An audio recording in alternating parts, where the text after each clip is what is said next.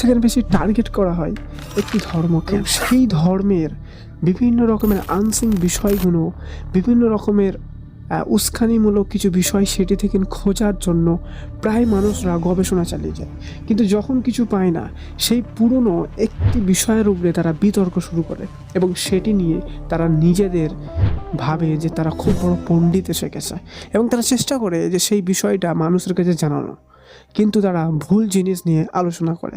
জিনিসটা কি একটু আগেই জানতে। একবার পৃথিবীর মানচিত্রটা ভালো করে দেখুন।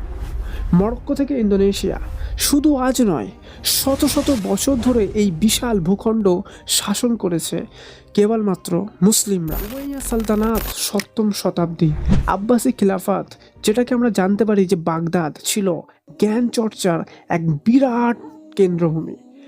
অটোমান সাম্রাজ্য, টানা 3 মহাপ্রদেশ শাসন, আর ভারত উপমহাদেশে মুঘলরা প্রায় 700+ বছর ক্ষমতায় ছিল। এগুলো তরোয়ালের ইতিহাস নয়, এগুলো ছিল রাষ্ট্র ব্যবস্থা, আইন, শিক্ষা আর সভ্যতার ইতিহাস।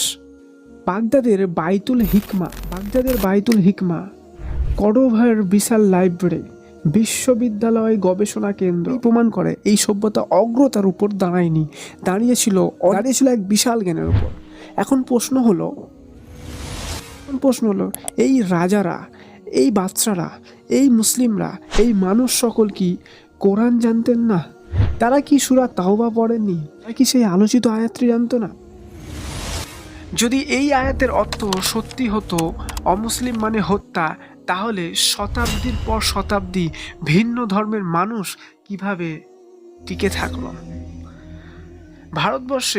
ভারতবর্ষে মুসলিমরা প্রায় 700+ বছর রাজত্ব করে যায়, তাহলে মন্দির, গির্জা এছাড়া বিভিন্ন রকমের ইবাদত যেটা অমুসলিমদের, সেটা কি করে টিকে থাকলো?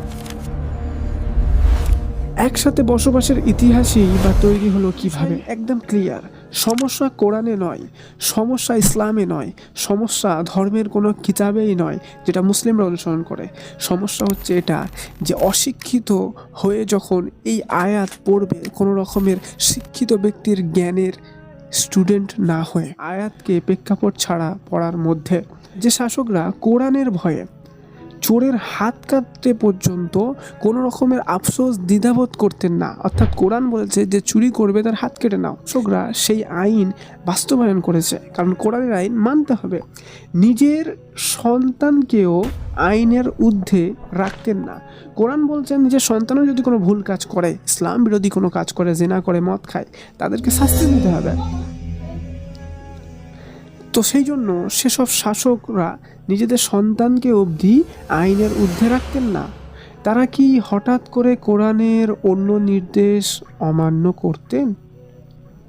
নাকি আজকের দিনে কিছু মানুষ ইতিহাস বাদ দিয়ে, প্রেক্ষাপট বাদ দিয়ে একটা আয়াত খুলে এনে পুরো একটা ধর্মকে হিংস্র